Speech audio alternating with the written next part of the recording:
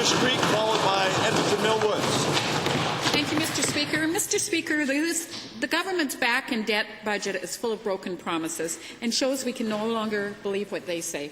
Just 2 weeks ago, this Premier told constituents in Sherwood Park that her government was committed to the new hospital, but on Thursday, the Premier scrapped the project.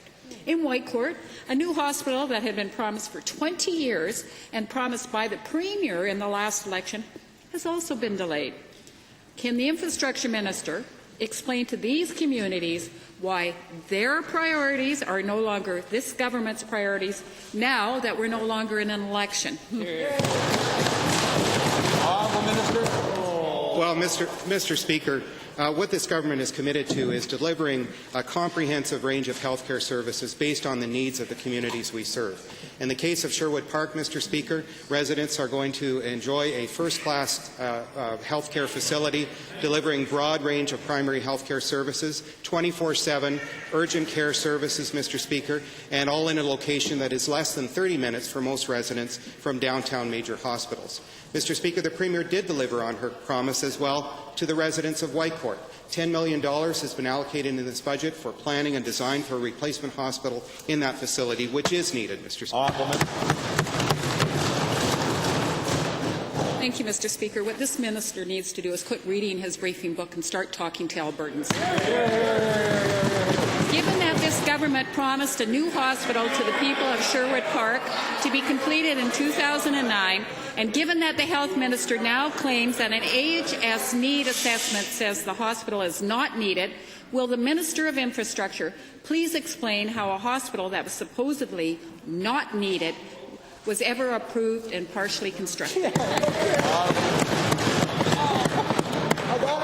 Well, Mr. Speaker, I think this Premier and this government clearly delivered to Albertans when we allocated a 3% increase in this budget, or just under $500 million, to expand health care services in this province. Mr. Speaker, that's speaking directly to Albertans about their priorities and showing them how those are reflected in this budget. With respect to the facility in Sherwood Park, as I've stated before, we are meeting the needs of those residents, Mr. Speaker. If the honourable member wants to hang on to the notion of inpatient care as the only way to deliver services Albertans rely on, then I suggest to her that she has a seriously outdated notion of what primary health care entails. Honourable member. What the government originally promised was a 4.5% increase on a 5-year commitment.